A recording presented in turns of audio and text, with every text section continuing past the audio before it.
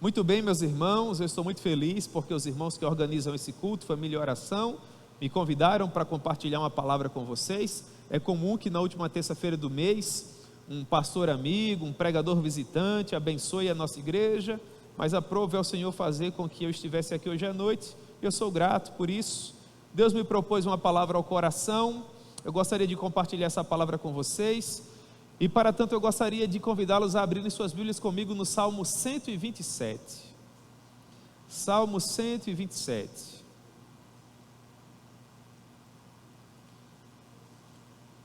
Nós teremos hoje à noite uma breve reflexão acerca da importância de cuidarmos bem do nosso lar, da nossa família. Que o bom Deus nos ajude. Salmo 127. A partir do verso 1, a palavra do Senhor nos diz assim: Se o Senhor não edificar a casa, em vão trabalham os que a edificam. Se o Senhor não guardar a cidade, em vão vigia a sentinela. Inútil vos será levantar de madrugada, repousar tarde, comer o pão que penosamente granjeastes. Aos seus amados ele o dá enquanto dormem. Herança do Senhor são os filhos, o fruto do ventre, seu galardão. Como flechas na mão do guerreiro, assim os filhos da mocidade. Feliz o homem que enche deles a sua aljava. Não será envergonhado quando pleitear com os inimigos à porta. Amém? Que o bom Deus possa propor a sua bela palavra ao nosso coração. Meus irmãos, nós estamos diante de um salmo que foi escrito pelo rei Salomão, o segundo rei da linhagem do rei Davi. Portanto, nós temos um documento do período da monarquia de Israel, quando Salomão reinava sobre as 12 tribos reunidas do Senhor. E nessa magnífica oração, o filho de Davi enfatiza a importância de 3 coisas que de fato são preponderantes: a edificação, a segurança e a provisão das nossas famílias. E me ocorre que talvez o rei Salomão tenha escrito essa oração no final da sua vida. Vocês sabem que no princípio da sua caminhada, Salomão, quando consagrava o templo do Senhor, após a construção do mesmo, em um determinado momento foi visitado por Deus. E o Senhor naquele momento perguntou a Salomão o que ele gostaria que fosse feito por ele. E Salomão poderia ter pedido qualquer coisa. Vocês sabem que Salomão pediu sabedoria. E pelo fato dele ter pedido a Deus sabedoria, junto com isso, Deus lhe deu tudo mais. O reino de Salomão foi o mais opulento, o mais vasto, o mais poderoso daquela época. Salomão de fato foi um homem muito sábio. Mas quando nós olhamos para a família de Salomão, infelizmente nós olhamos para um homem que não conseguiu alcançar o mesmo sucesso. Infelizmente Salomão não foi sábio quanto à construção do seu lar. Salomão ele chegou a ter 300 esposas e 700 concubinas, o que perfaz pelo menos 1000 mulheres em sua vida. Mas ele também não teve muita sabedoria no que diz respeito à edificação da sua casa. A Bíblia nos assevera que em um primeiro momento, Salomão de fato caminhou na presença do Senhor. Mas na porção final da sua vida, os deuses que eram oriundos das nações, das mulheres com as quais ele se relacionava, interferiram na mente e no coração de Salomão. E no final da sua jornada, o coração de Salomão não era mais íntegro, não era mais reto diante do Senhor. E por fim, em terceiro lugar, Salomão também falhou no que diz respeito à provisão da sua família. Quanto àquilo que o dinheiro poderia comprar, não faltou absolutamente nada para os filhos de Salomão. Mas no nosso entendimento, aquilo que é mais importante, infelizmente, Salomão falhou em deixar para os seus filhos um bom conhecimento acerca do Senhor. Não é à toa que após a morte de Salomão, infelizmente, as tribos do Senhor se dividiram. O filho de Salomão se tornou, infelizmente, um rei que não amava e que não servia ao Senhor de todo o seu coração. E houve desdobramentos por causa disso. Portanto, Salomão, quem sabe, escrevendo, talvez no final da sua vida, com o Salmo 127, esteja clamando para nós e dizendo: procurem não cometer os mesmos erros que eu cometi. Com base nisso, irmãos, eu gostaria de olhar para alguns conselhos que esse homem nos oferece. E o primeiro desses conselhos é um conselho muito solene, muito importante. Salomão diz assim: se o Senhor não edificar a casa, em vão trabalham os que a edificam. Se o Senhor não guardar a cidade, em vão vigia a sentinela.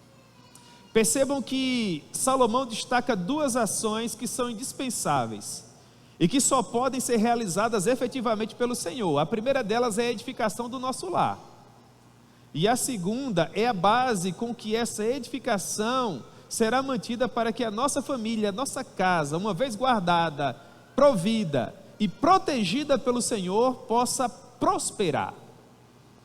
Nós nos enganamos, amados irmãos, quando nós achamos que, em último caso, a edificação e a provisão das nossas casas se encontra no âmbito da nossa responsabilidade. Pelo contrário, nós somos ferramentas utilizadas por Deus para fazer com que a nossa casa seja edificada e guardada. Mas, em último caso, tudo isso vem apenas do Senhor. É o que Salomão nos ensina. Esse é o primeiro conselho que ele nos dá. Se o Senhor não edificar a casa, em vão trabalham os que edificam. E Salomão, ele tinha muita experiência quanto à edificação. Salomão foi o responsável por construir o templo do Senhor. O templo de Salomão foi uma das 7 maravilhas do mundo antigo, a época em que ele se encontrava de pé. Era um monumento belíssimo. Do ponto de vista da engenharia da época, da execução do projeto, até porque o projeto foi dado pelo próprio Deus, aquela construção era impecável. Mas para além do templo do Senhor, esse prédio de tamanha importância, Salomão também construiu castelos que eram monumentais. Ele edificou a cidade de Jerusalém, tanto a alta como a baixa, edificou as muralhas, aquedutos, estradas, pontes. Era um homem de fato muito sábio, muito inteligente, mas que no final da vida, quem sabe, olhou para tudo aquilo que ele havia desejado construir e percebeu que mesmo aqueles prédios, por mais festejados que eles fossem, se a base que os mantinha de pé não fosse o Senhor, eles estariam fadados à ruína, como efetivamente aconteceu, irmãos. Vocês lembram do Senhor Jesus conversando com os discípulos à sombra do templo, não de Salomão, mas de Herodes, por ocasião do Novo Testamento? Os discípulos estavam maravilhados com aquela construção, enquanto Jesus dizia: não ficará pedra sobre pedra. O que nós aprendemos com isso? Que houve uma época das nossas vidas que nós nos satisfazíamos com bem menos.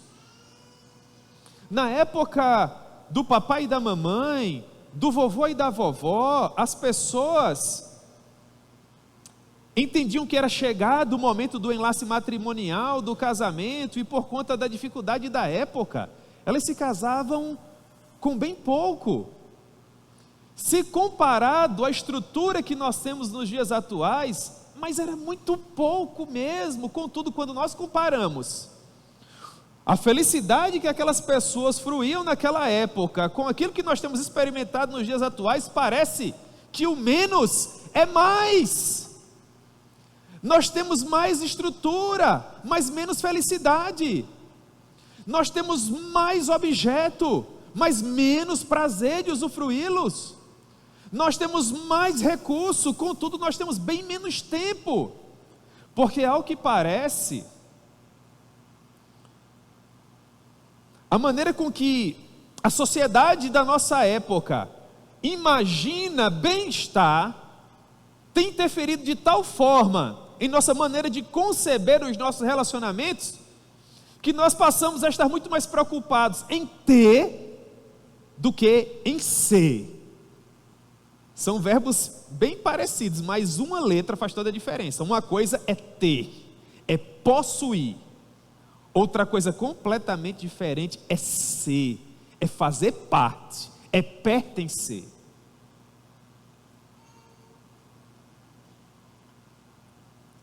Com trabalho árduo, com suor que é despendido, nós temos conseguido, irmãos, a duras penas é verdade, edificar casas que são maravilhosas. Os nossos padrões de fato são bem altos e nós temos, com a graça de Deus, conseguido atingir esses patamares. Nós trabalhamos cada vez mais.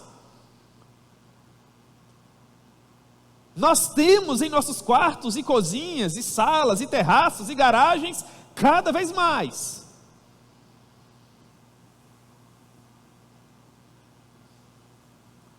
Saímos de casa cada vez mais cedo, voltamos cada vez mais tarde. Compramos sempre um algo mais. Mas a pergunta que eu me faço é: a que preço, irmãos? Onde é que essa casa está sendo edificada? Nós conversamos, eu não quero generalizar, há sempre as exceções, isso é óbvio, com os nossos adolescentes e jovens. Os nossos adolescentes e jovens nunca tiveram tanto. Pensa nos quartos dos nossos filhos. Mas por que os nossos filhos não conseguem, irmãos, a felicidade que nós desejamos para eles? Por que é que esses aparelhos eletrônicos e essas roupas de marca e esses brinquedos que às vezes nos custam tanto não se desdobram na satisfação que nós desejamos para eles? Por que é que há uma sede de sempre mais? Por que é que não há um lugar de satisfação? Será que é porque os meus filhos e os filhos de vocês enxergam essa insatisfação em nós?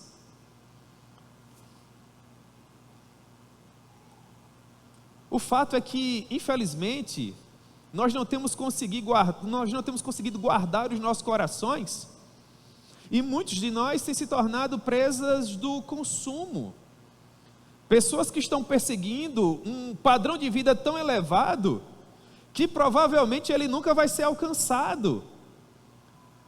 Porque eu não sei vocês, mas pelo menos eu, por exemplo, compro um objeto novo. Deixa eu me dar um exemplo. Um veículo, um carro, né? E alguém vem conversar comigo, é um exemplo hipotético, irmãos, mas pode ser verdadeiro, quem sabe, né?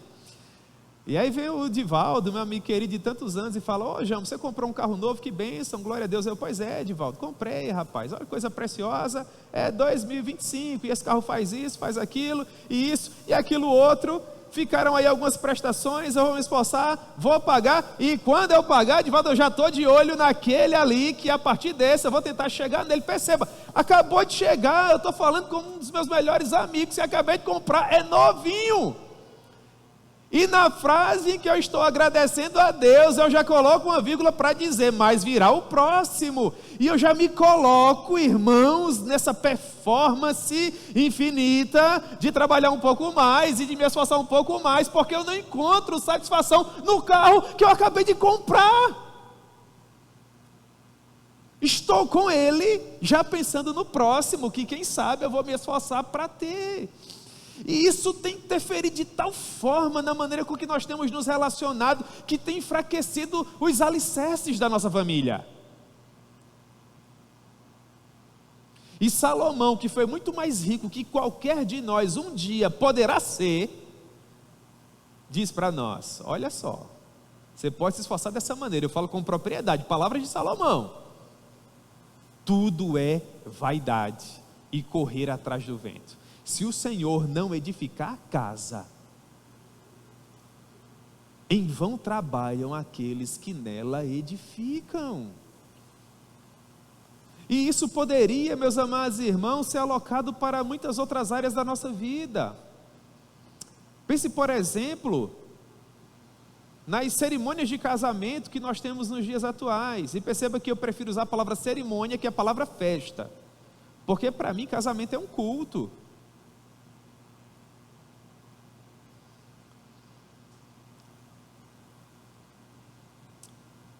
E às vezes, meus amados irmãos, com todo respeito, e eu sei que há as exceções, os casamentos das pessoas que afirmam ter compreendido a mensagem da cruz ensanguentada é de partir o coração, irmãos. Você vai realizar a cerimônia de casamento, e quando as pessoas vão comemorar aquele dia precioso, que lhes é concedido pela graça de Deus, a festa é de partir o coração. A maneira com que as pessoas se comportam, as músicas que tocam, irmãos.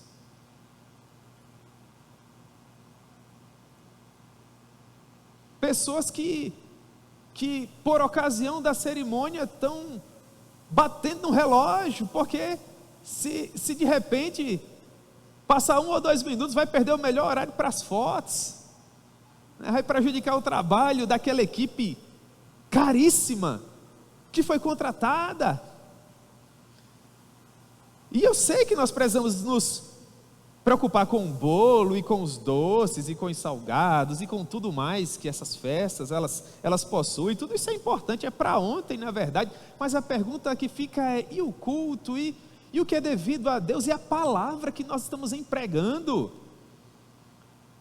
de que nós diante de Deus permaneceremos com aquelas pessoas, aconteça o que acontecer, para que Cristo seja glorificado, quer na saúde, quer na doença, quer na abundância, quer na escassez, quer tudo vá bem ou vá mal, na saúde ou na doença, na alegria ou na tristeza. Meus irmãos, nós quase não refletimos mais a respeito dessas coisas, e o consumo permeia isso.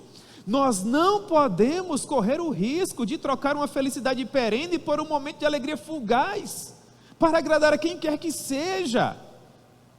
Porque às vezes você está lá e vem aquela pessoa ressabiada, coração dolorido, ela fala: olha irmão, olha pastor, eu queria dizer para o senhor que está tocando essas músicas, o pessoal está se comportando dessa maneira, porque eu tenho 1 ou 2 primos que ainda não compreenderam a mensagem da cruz. Isso é para agradar a eles.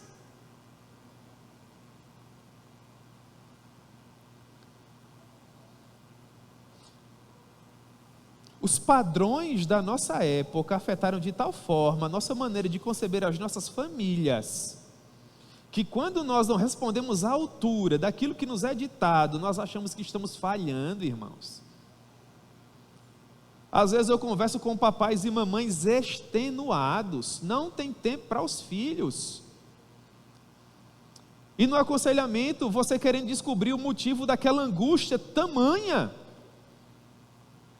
Você pergunta: mas o que é que está acontecendo? Não, pastor, é porque o meu sonho é dar ao meu filho o que eu nunca tive. Meu irmão, quem foi que disse que você tem que fazer isso? Onde é que na Bíblia o Senhor nos ensina que nós temos que, materialmente falando, temos que dar aos nossos filhos muito mais que nós tivemos? Se a própria palavra que diz que se nós tivermos o que comer e com o que nos cobrir, nós devemos estar com isso satisfeitos. O fato é que, salvo as exceções, nós estamos criando filhos mimados.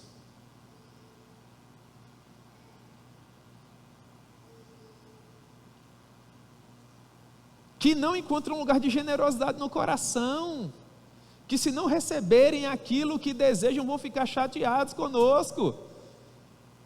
E para reconquistá-los, você ou vai ter que ceder, ou então substituir aquela coisa por alguma outra. Isso gera algo, meus amados irmãos, que não deveria ser gerado em nossas mentes e em nossos corações, porque nós somos peregrinos, nós estamos a caminho da nossa amada Jerusalém celestial, e às vezes nós estamos perdendo tempo demais com a paisagem, e nós esquecemos de olhar adiante para o objetivo que nos aguarda.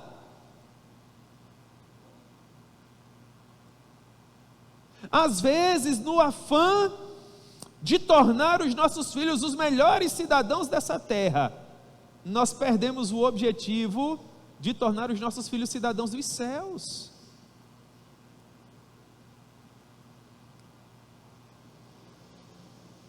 e vamos mantendo os nossos relacionamentos com base em objetos e bens e consumo. Não podemos correr o risco de trocar ser por ter. Não é o projeto, irmãos, não é para isso que Deus nos chamou. Se você está correndo, meu irmão, de tal forma, a ponto de não ter tempo de vir para o culto de oração, se você precisa negociar horário de culto, se você não tem um tempo de qualidade com Deus, meu irmão, alguma coisa está errada. Se eu não tenho, alguma coisa está errada. Nós estamos, irmãos, em um espiral tal que nós precisamos escolher em que culto nós vamos vir, porque nós estamos cansados demais, nós trabalhamos demais, nós temos contas demais, nós temos compromissos, objetivos demais. Não dá para vir na terça, se dá para vir em uma só. Se vem no domingo de manhã, não vem no domingo de noite, a gente está trabalhando demais, a gente tem que perseguir o objetivo. Meu irmão, você precisa compreender que em determinado momento da sua vida você compreendeu a mensagem da cruz, e nesse momento você entrou em rota em direção à nossa amada cidade celestial. Você é um peregrino, você está lutando por aquilo que é de mais importante no universo, que é a sua própria alma eterna. E quando você é casado e Deus te abençoa com filhos, há essas pessoas que também caminham com você. Não perca tempo com questões que são acessórias, perdendo o foco daquilo que é a razão de ser da sua vida, o objetivo primário da sua existência. Porque se você conquistar o mundo inteiro ao custo da sua alma eterna, no final você perceberá que você fracassou. Porque se no quarto do seu filho tiver um videogame de última geração e tudo mais que o dinheiro puder comprar, e Deus não estiver presente ali, de que adianta? Se você tiver o melhor aparelho de jantar, o sofá mais confortável, um carro do ano, se a sua casa tiver aquela última porcelana, aquele piso irreparável, mas não tiver aquele tapete verdadeiro, onde está escrito lar docilar, é muito melhor, meu irmão, um telhado com goteira e um copo de extrato de tomate, com muita felicidade para a glória de Deus. Por que não veio no culto da terça, meu? Estava cansado, pastor. Por que não veio no domingo? Ah, estava cansado, pastor. Saudade sua, meu irmão, cadê você? Ah, pastor, estou trabalhando demais. Ah, pastor, estou estudando demais. Quando é que você vai se preocupar com a sua alma, meu irmão? Com um culto doméstico, com a orientação da sua família. Nos leva ao segundo conselho de Salomão: se o Senhor não guardar a cidade, em vão vigia a sentinela. Haviam sentinelas espalhadas nas muralhas das grandes cidades, soldados que passavam dias e noite em alerta, vigilantes, atentos. A ideia aqui de fato é de diligência, é de cuidado, é de proteção, para que inimigos exteriores não invadissem a cidade para improperá-la, para prejudicá-la. Salomão foi um rei, tinha um exército vasto, homens da sua confiança. A época em que Salomão reinou foi a época em que o povo do Senhor gozou de tamanha paz. É o mesmo homem que diz: se o Senhor não guardar a cidade, você pode ter o maior exército, você pode colocar câmeras nos 4 cantos, cerca elétrica e tudo mais que você desejar.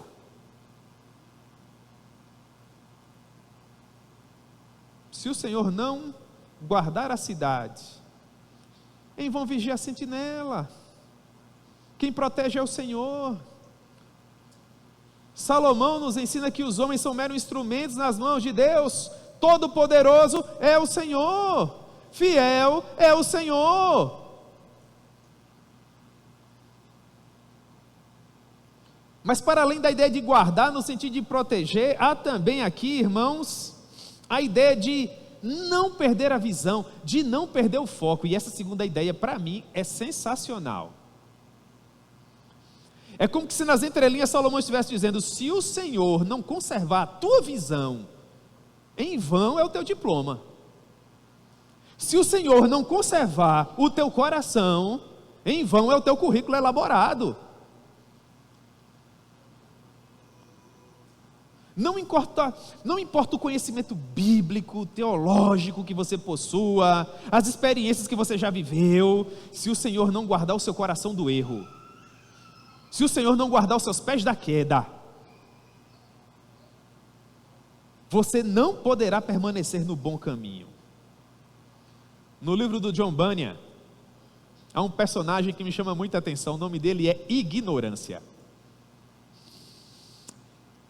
Ignorância, ele tentou fazer o próprio caminho dele, ele não entrou pela porta estreita, ele pulou o muro. E ele caminhou ao lado de cristão até a porta da cidade celestial, irmãos.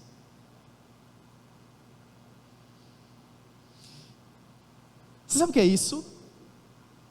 Ele caminhou no caminho que leva à vida por muito tempo.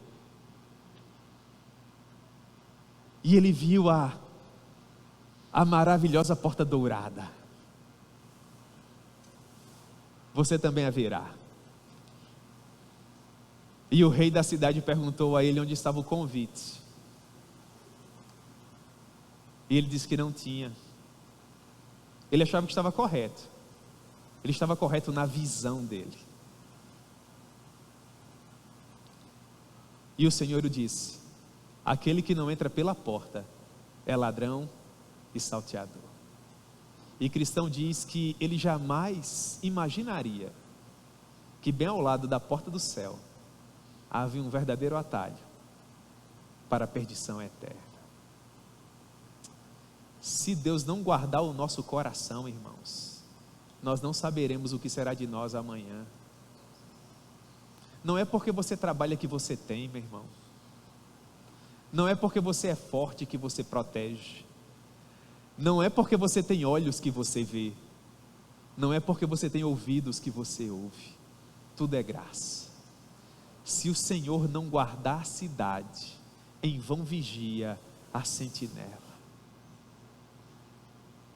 Você não pode ver e acompanhar tudo que o seu filho assiste na televisão, tudo que ele tem acesso na internet.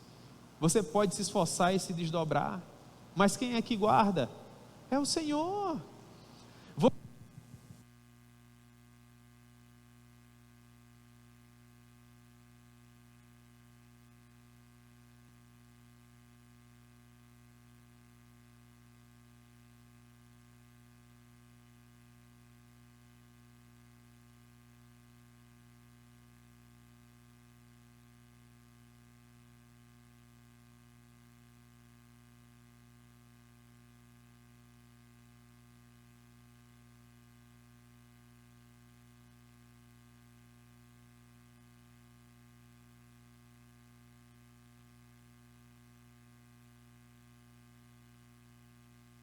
Não falha, Ele é bom, a sua misericórdia dura para sempre.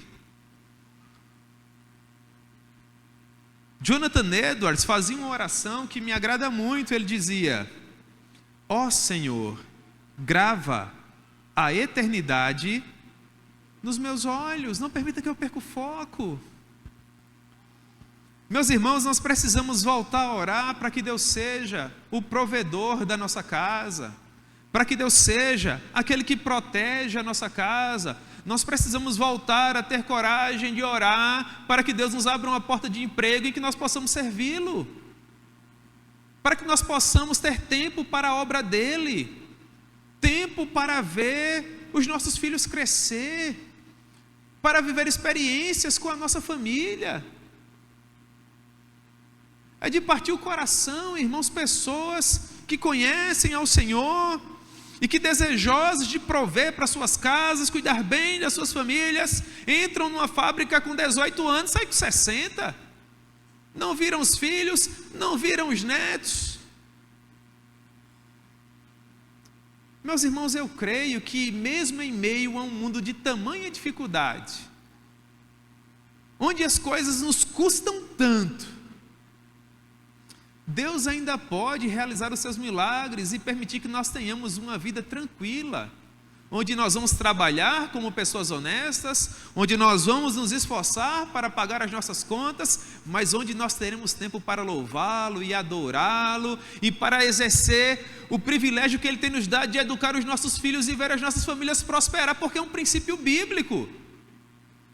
Eu fui moço e já agora sou velho, mas eu nunca vi um justo desamparado e nem a sua descendência a mendigar o pão. Então Salomão diz: inútil vos será levantar de madrugada, repousar tarde, comer o pão que penosamente granjeastes. Esse verso resume a tentativa humana de edificar e prover. Se você acha que na sua mesa há pão porque você tem força no seu braço, se você acha que há um salário no final do mês na sua conta porque há poder intelectual em você, esse verso se aplica à sua realidade. Inútil será levantar de madrugada e repousar tarde, porque você vai comer um pão de amargura. Por óbvio que Deus vai se utilizar da sua saúde para colocar o pão na sua mesa. Por óbvio que Deus vai te dar sabedoria devida para que você seja importante no seu trabalho e tenha um salário no final do mês. Mas tudo é produto da graça. Porque se não fosse assim, esse fardo seria demasiado pesado, nós não teríamos condições de suportá-lo.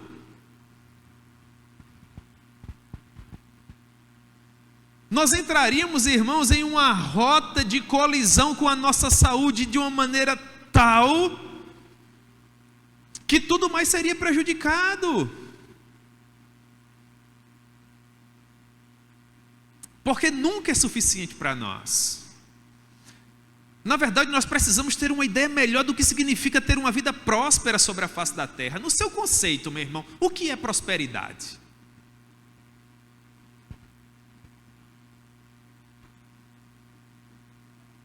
O que é suficiente para que você possa vir para o culto? O que é que Deus tem que te dar, meu irmão? Para que você diga assim: agora eu posso ir para o culto sempre que houver programação. Agora eu posso ir na terça, no domingo de manhã e no domingo à noite.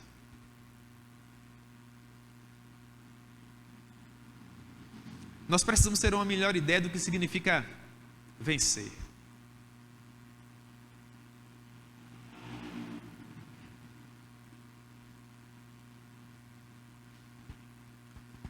Talvez o problema seja que nós já temos demais.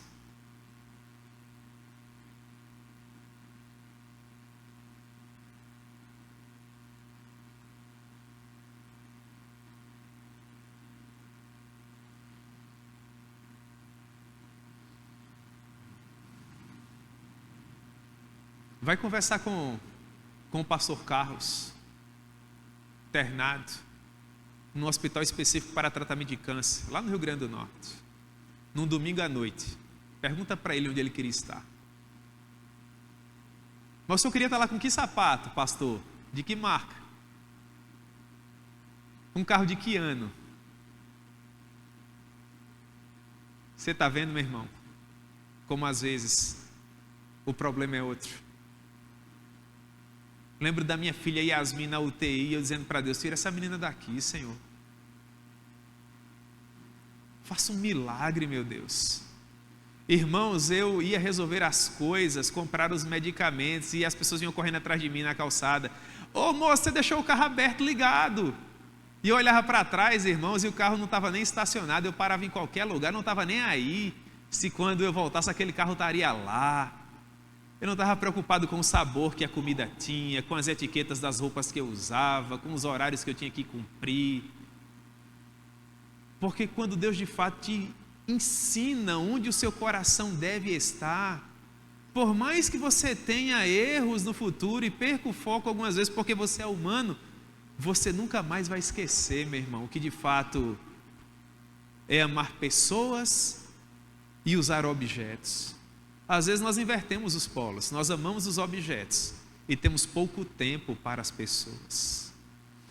E no final nós não sabemos qual é a comida preferida da nossa filha, o time do coração do nosso filho. Não há o dia do papai e do filhinho, da mamãe e da filhinha. Não há aquele momento à mesa para nós nos divertirmos e agradecermos ao Senhor pelo pão. Não há aquelas brincadeiras quando os filhos vão para a escola ou a caminho da igreja e que vão fazer toda a diferença no futuro quando os nossos cabelos estiverem grisalhos. Tudo se resume a uma vida estressada em que você tem que cumprir horários todos os dias. E às vezes até no domingo, que deveria ser um dia de lazer, você está tão estressado, sobrecarregado com os dias anteriores que você já teve, que sobra estresse até para o domingo também. E tudo se torna mais um trabalho do que necessariamente um prazer. Então um homem que teve 300 mulheres, 700 concubinas, e tudo aquilo que o dinheiro podia comprar, vai dizer para nós: herança do Senhor não são os palácios, as festas badaladas, as roupas caras, os objetos de consumo. Herança do Senhor são os filhos, e o fruto do nosso ventre, irmãos, o nosso galardão. É como que Salomão olhasse para o vasto império que ele construiu e no final da vida ele dissesse: os bens mais preciosos que Deus me deu foram os meus filhos. Mas às vezes, irmãos, nós só conseguimos abrir os olhos para aquilo que nós temos de mais importante quando o tempo de usufruir dessas coisas, infelizmente, já passou. É por causa disso que, se a edificação das nossas casas não estiver firmada no Senhor, essa edificação não é verdadeira edificação, mas um castelo de cartas que vai ruir e cair. Se a proteção que desejamos para as nossas famílias não estiver alicerçada no Senhor, isso não é verdadeira proteção, é uma neblina que logo passa. Depois, no futuro, se você ainda tiver aquele velho álbum de fotografias, até isso tiraram de nós, irmãos. Até isso tiraram de nós. Ninguém mais tem um álbum de fotografia. Mas se um dia você achar um, e como é prazeroso olhar para aquelas fotos antigas, né? Aí você vai olhar para aquela foto do seu filho pequenininho. Sabe quantas vezes você vai dar sorriso lembrando de em quantas parcelas você pagou o tênis que ele está na foto? Ou quanto custou aquele sofá que aparece na paisagem?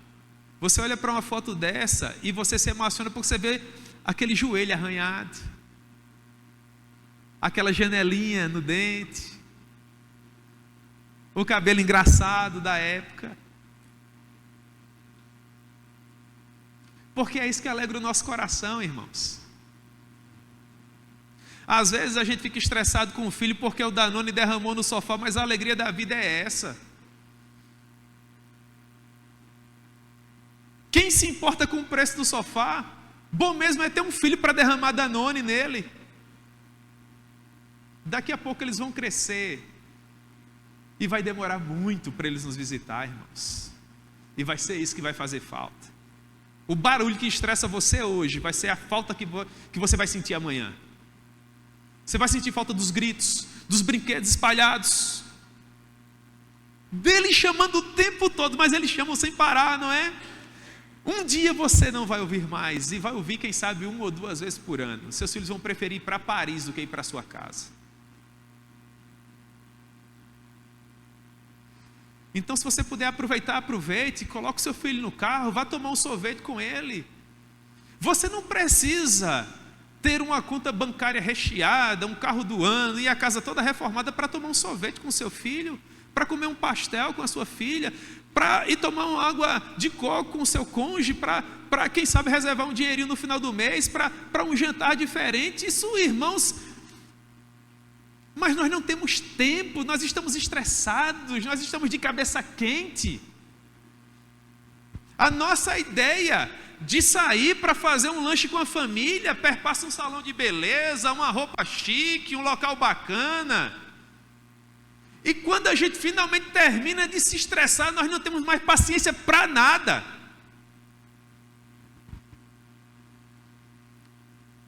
Há um tempo atrás nós tínhamos bem menos. Só dava para ir na esquina, tomar um refresco e comer um oleoso.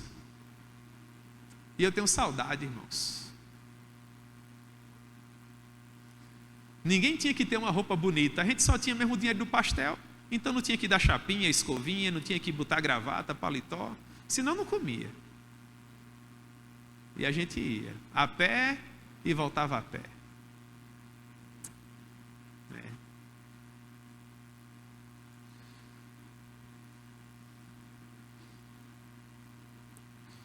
Como flechas na mão do guerreiro, assim são os filhos da mocidade.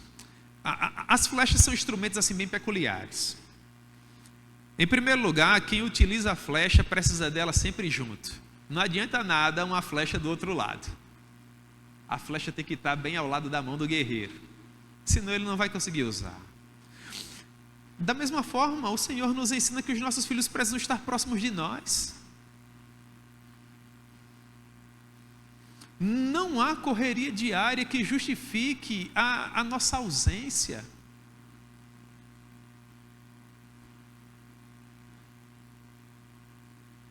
Os nossos filhos, irmãos, precisam de nós para educá-los, para guiá-los na presença do Senhor. Ninguém aqui é perfeito, todos nós na verdade somos imperfeitos. Pastor Rony costuma dizer que ninguém faz curso para ser pai e mãe. Nós aprendemos com a graça de Deus ao longo da vida, mas nós precisamos dobrar o nosso joelho e clamar para que o Senhor nos ensine. Em segundo lugar, as flechas, elas precisavam ser cuidadosamente preparadas por quem haveria de usá-las. Bastava um detalhe em qualquer canto da flecha, nas penas, na ponta, na haste, ela erraria o alvo. Da mesma forma, os nossos filhos, cada detalhe mínimo em determinada fase da vida pode fazer uma diferença grande no futuro. Um detalhe mínimo fazia a flecha errar o alvo, o guerreiro sabia, ela precisava estar impecável. Um detalhe mínimo na vida dos nossos filhos pode fazer com que eles errem o alvo. E não é isso que nós queremos. Se é de passar uma hora a mais no trabalho para ter um pouco mais de dinheiro, que só vai nos dar mais dor de cabeça com mais uma conta, é preferível passar uma hora a mais com os nossos filhos. Quando foi a última vez que você teve uma conversa de qualidade com seu filho, sem gritar? Eu não estou perguntando naquele momento que você chega para ele e grita alguma coisa. Eu estou perguntando naquele momento que você chegou para ele, meu irmão, bater um papo de qualidade com seu filho. E aí, filhão, como é que está? Como é que está a sua vida? Qual momento seu filho está vivendo? Ele é jovem, adolescente, é criança? Qual foi a última vez que você sentou com a sua filha, teve uma conversa de qualidade com ela? Ah, pastor, mas a minha filha já é casada, tem 3, 4 filhos, não tem problema nenhum, deixou de ser sua filha? E aí, minha filha, como é que você está? Como é que anda o seu coração? O que é que papai pode fazer por você? E você, filhão, como é que está? O cara já tem 4 filhos, a barba já está quase branca igual a do pai. E você, e aí, filhão, como é que você está? Não vem aqui ver o pai? E aí, esse teu time, como é que está? Quando é que vai ter tempo de vir aqui? Vamos lavar o carro junto, vamos sair para tomar um picolé, vamos assistir um jogo de futebol naquele campo lá que você gostava. Pega a tua filha, leva no carro, vai numa loja dessa, vai no shopping, separa um dinheiro, não precisa ser muito não, compra um presente para ela, pergunta o que é que ela quer, mostra uma vitrine para ela, faz isso com o teu cônjuge também, não custa nada, irmãos. Mas é algo tão corrido, é algo tão estressante. Eu digo isso porque nós vamos ao terceiro ponto, a flecha um dia vai ser disparada. E ela vai embora.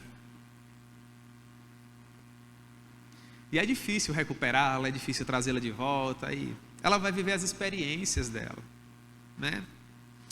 Eu tenho 2 filhos e daqui a pouco eles vão embora.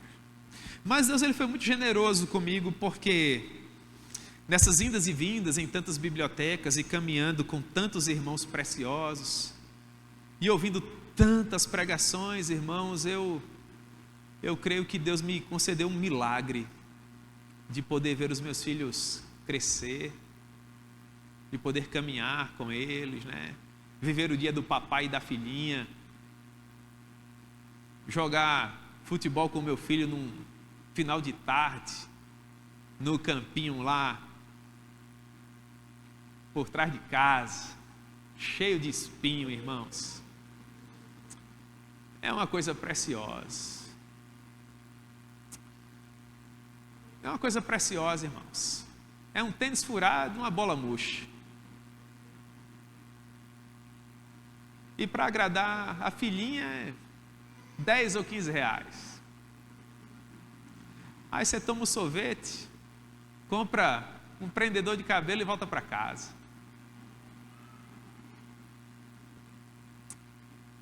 Eu quero dar um conselho a você. Uma coisa é ensinar para os seus filhos o melhor que eles querem. Outra coisa completamente diferente é ensinar para os seus filhos o melhor que você pode dar. Quando os seus filhos desejam apenas o melhor que eles querem, você vai dar um vestido de 100 mil reais para sua filha, não vai significar nada. Você vai comprar o melhor brinquedo para o seu filho, ele vai quebrar no dia seguinte. Mas quando os seus filhos aprendem com base no melhor que você pode dar, você vai comprar um prendedor de cabelo e um dia ela vai ser uma mulher casada de 50 anos. Ela vai mostrar aquele prendedor para a melhor amiga e vai dizer: isso aqui foi o meu pai que me deu. Você não tem ideia do que é isso. Valores não se aprendem na escola, não se aprendem na rua com os colegas, só se aprende em casa, na presença de Deus. E é por isso que nós temos tanta saudade dos anos de outrora que não voltam mais, porque os nossos pais não tinham dinheiro, mas tinham palavra. Os nossos avós não tinham estudos, mas eles possuíam valores. E é isso que fica, meu irmão. Você não lembra que curso ou que currículo seu avô tinha, mas você lembra daquele conselho que ele te deu. Quando ele diz: vem aqui, senta aqui, que eu quero dizer uma coisa importante a você. E você disse: sim, vovô, você nunca mais vai esquecer. E o orgulho que você tem? Na época que aquilo afetava você, você dizia: mas que vovô é ignorante, mas vovô não tem paciência, vovô é do passado. Aí hoje em dia você diz: época boa era a época do meu avô, o povo prometia e cumpria, comprava e pagava. Com o vovô não tinha curva não, com ele era reto. Não é, irmãos? Simplicidade. O vovô e a vovó, papai e a mamãe. Você pode fazer o mesmo. Então esqueça esse negócio de dar para o seu filho o que você não teve. Eu não estou dizendo para você não comprar mais brinquedos para o seu filho. É isso que eu estou dizendo?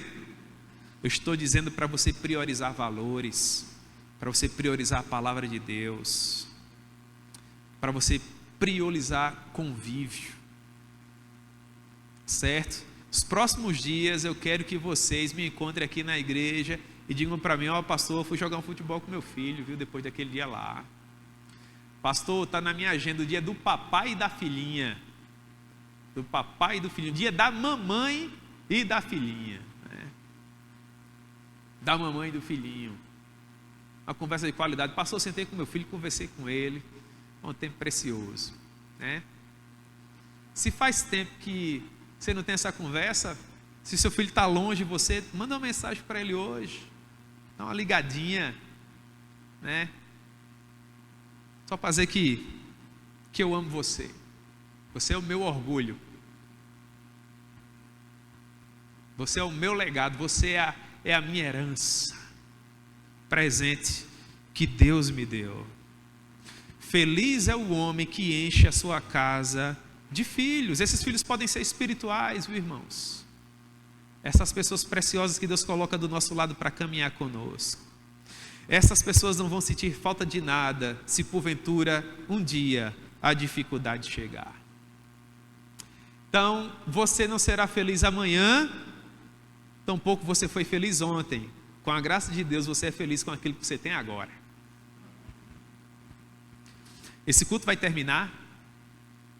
O pastor Rony vai orar por nós, nos abençoar, e nós vamos voltar para casa. E quando você chegar em casa, com a graça de Deus, você vai abrir aquela porta, aí você vai ver a sua sala, e você vai ter paz e saúde para atravessá-la. Aí você vai entrar no seu quarto, vai tirar a roupa de culto e vai colocar a roupa de casa. Mas é um prazer, não é, irmãos? E aquela havaiana? Aí você vai na geladeira, marido, toma aquela água gelada, a esposa toma um cafezinho, depois senta na sala, assiste um pouco de TV, alguns outros vão ler algum livro, alguns outros vão simplesmente se deitar e não vão fazer nada. Mas sabe o cheiro do seu travesseiro e dos seus lençóis? Às vezes com aquela cama que você queria trocar um tempão, aquele colchão, aquele guarda-roupa que a porta faz barulho, acorda todo mundo, aquela parede que precisa de uma pintura faz tanto tempo, mas hoje à noite, antes de dormir, você vai lembrar que você tem paz, que você tem saúde, seu coração está batendo, seus rins estão funcionando, o seu corpo está fluindo, está acontecendo, os seus filhos, quem sabe, estão no quarto bem ao lado, dormindo em paz, ou então já estão na casa deles com os próprios filhos em paz e segurança. E nesse momento você vai saber que você é feliz e que não há falta de nada. Então você vai dizer: em paz eu me deito e logo pego no sono, porque o Senhor me faz habitar em segurança. Amém?